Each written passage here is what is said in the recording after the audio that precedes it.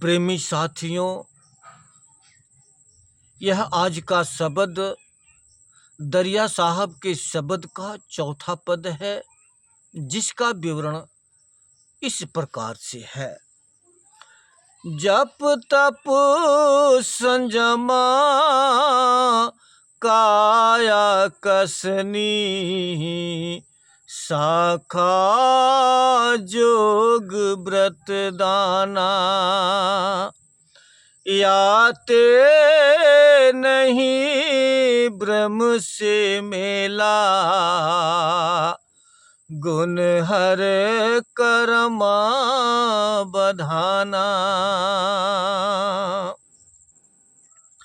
दरिया साहब जी हमें शब्द के माध्यम से यह सीख देते हैं कि संसार में जप तप संयम योग और कर्म अनेकों प्रकार के कर्म किए जाते हैं। जप तप साधन अपनाए जाते हैं। जप करने के लिए घर बार छोड़कर जंगलों में चले जाते, पहाड़ों में चले जाते, तपस्या करते, हर जगह जा जा कर के अपना हम कर्म करते हैं। मगर हम भूल जाते हैं कि परमात्मा तो हमारे घट के अंदर ही है, कहीं बाहर नहीं है। मगर हम अज्ञानता बस, पुराने रीति रिवाजों के बस, हम वेदों ग्रंथों के चलते तीर्थों व्रतों में, जप तप में, जंगल झाड़ पहाड़ों में हम ढूंढते फिरते हैं और परमात्मा हमारे घट के अंदर ही बैठा है।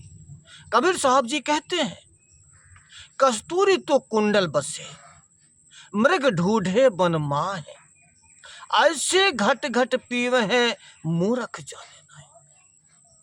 कबीर साहब जी समझाते हैं कि वह परमात्मा तो हमारे घट के अंदर ही है, मगर हम जंगलों में भटकते फिरते हैं, पहाड़ों में भटकते हैं, व्रत दान पूजा करते हैं, योग तपस्या करते हैं, और वो परमात्मा हमारे घट के अंदर ही बैठा है।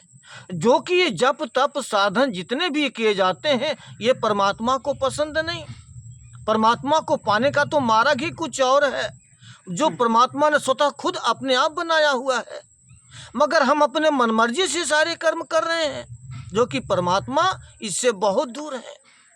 मगर हम इस जप तप के साधन में आकर के अपने आप को बहुत ऊंची अवस्था को प्राप्त करने की सोचते हैं, और हम बड़ा अपने आप को बड़ा मानते हैं, अपने आप को पूजा करवाना चाहते हैं, पुजवाना चाहते हैं। हमारे अंदर अनेकों प्रकार के इन कर्मों के हौ में हो जाता है, अहंकार हो जाता है। जप तप करते हैं, योग साधना करते हैं, मगर हमें सफलता नहीं मिल पाती।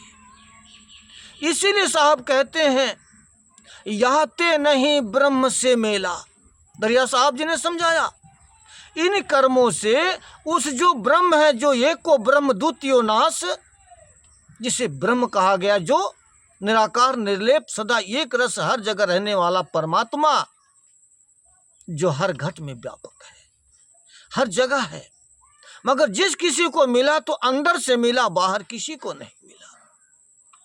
मगर हम बाहर भटका खा रहे हैं और हम अपने आप को समझ नहीं पाते, मनमत के कर्म में है।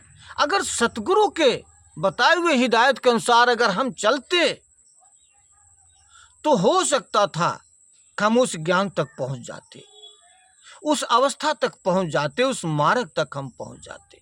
मगर ऐसा हम नहीं करते, रीति रिवाजों में बंध कर जप तप साधन में लगे हुए हैं, नियम विचार में लगे हुए हैं। इसीलिए हम जो भी कर्म करते हैं, जितने भी हम कर्म करते जाते हैं, संसार के पदार्थों से जो भी हम कर्म करते हैं, इनका फल तो मिलता है हमें, मगर ये यहाँ इस कर्मों का, इन पदार्थों का फल, ये कर्म हमें बांध कर संसार से रखते हैं। ये संसार से बाहर हमें नहीं निकलने देते। परमात्मा तो वो स्वतः सागर है, वो तो खुद दया का भंडार है।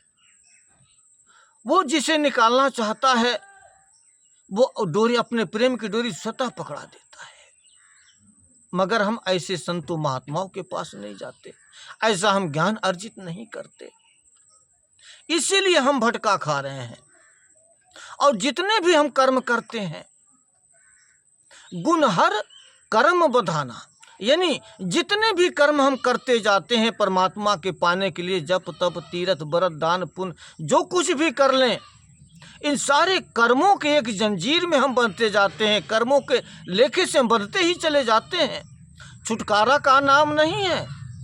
जो जन्मों जन्मांतरों का जो बंधन है, उस बंधन के खुलने का कोई नाम नहीं है, क्योंकि तौर तरीका तो वो अलग है जिस तरीका से हम दूर हैं। सिर्फ हम नियमानुसार विधि विधान पीछे से चल के आ रहा है, वेदानुसार हम चल रहे हैं, इसलिए हम परमात्मा से दूर हैं और हम अन्य कर्मों में बंधते ही चले जाते हैं, जिसका कोई हमें पारावार नहीं कि हम कब इस संसार से निकल सकेंगे, इसका कोई पता नहीं। इसलिए हम बढ़ते ही जाते हैं, बढ़ते ही जाते हैं, और भी आगे हम कितने कर्मों से बंधे हैं, जिसका खुलासा अगली वीडियो में हम करेंगे। जब तक के लिए आप लोग मुझे इजाज़त दीजिए। धन्यवाद साहिब।